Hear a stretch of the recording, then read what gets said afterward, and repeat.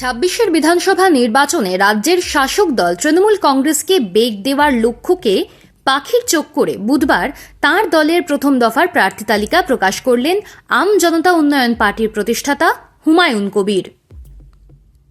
2021-এর নির্বাচনে ভরতপুর কেন্দ্র থেকে জেতা তৃণমূলের সাসপেন্ডেড বিধায়ক ঢাকঢোল পিটিয়ে নিজের দল প্রকাশ করার সময় ঘোষণা করেছিলেন এবারের ভোটে মুর্শিদাবাদের 2 আসন রেজিনগর ও বেলডাঙ্গা থেকে প্রতিদ্বন্দ্বিতা করবেন। কিন্তু প্রার্থী তালিকা প্রকাশের সময় দেখা গেল মন বদলেছে দলের চেয়ারম্যান হুমায়ুনের।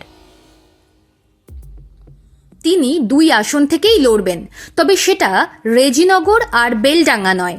রেজিনগরে লড়লেও বেলডাঙ্গা থেকে প্রার্থী হচ্ছেন না তিনি। বেলডাঙ্গার পরিবর্তে তিনি বেছে নিয়েছেন নওদা আসনটিকে। তবে ভোটে লড়ার জন্য পছন্দসই বিধানসভা কেন্দ্র নিয়ে মন বদল করলেও একদা গুরু অধীর চৌধুরীকে জেতানোর ব্যাপারে মন বদল করেননি তিনি। এদিনও সাংবাদিকদের প্রশ্নের জবাবে সাফ জানিয়েছেন অধীর চৌধুরীকে জেতানোর জন্য যা করার সমস্ত কিছু করবেন তিনি। প্রায় 3 যুগ পর এবারের বিধানসভা ভোটে যে প্রাক্তন সাংসদ অধীর চৌধুরী লড়াই করতে চলেছেন সেটা বহরমপুর থেকেই, সেটা দিনের আলোর মতোই স্পষ্ট। কংগ্রেসের প্রার্থী তালিকার আনুষ্ঠানিক প্রকাশই যা বাকি।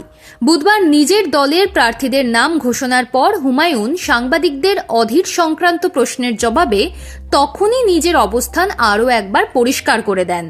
জানিয়ে দেন কংগ্রেসের বিরুদ্ধে লড়াই করলেও বহরমপুরের মাটিতে অধীরের পাশে তিনি আছেন।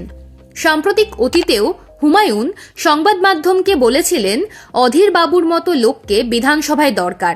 তিনি যদি হাত প্রতীকে লড়াই করেন তাকে হারানোর জন্য কোনো পদক্ষেপ করব না, তাকে জেতানোর জন্য চেষ্টা করব। আর মোহাম্মদ সেলিম যদি মুর্শিদাবাদের কোনো আসনে লড়েন তাহলে তাকে সমর্থন করব। সেলিম যাতে বিধায়ক হয়ে বিধানসভায় আসেন সেই চেষ্টা করব। তারও কয়েকদিন আগে হুমায়ুন স্বীকার করেছিলেন গত লোকসভা নির্বাচনে অধীরকে হারানোর জন্য তৃণমূলের হয়ে কাজ করে ভুল করেছিলেন তিনি। এদিন হুমায়ুনের কাছে সাংবাদিকদের প্রশ্ন ছিল অধীরকে জেতানোর জন্য কি তাহলে বহরমপুরে প্রার্থী দেবেন না তিনি? অধীরের বিরুদ্ধে প্রার্থী না দেওয়ার সেই প্রশ্ন অবশ্য তিনি সপাটে উড়িয়ে দিয়েছেন। তাহলে তিনি অধীরকে জেতাবেন কিভাবে? পাকা রাজনীতিকের মতোই জবাবটা খোলসা করেননি তিনি, বরং প্রত্যয়ের সঙ্গেই বলেছেন আমাকে আমার মতো খেলতে দিন। এবং মুর্শিদাবাদের মাটিতে 43 বছর রাজনীতি করার সুবাদে তিনি যে খেলাটা ভালোই খেলতে পারেন তা নিয়েও লুকোছাপা করেননি তিনি।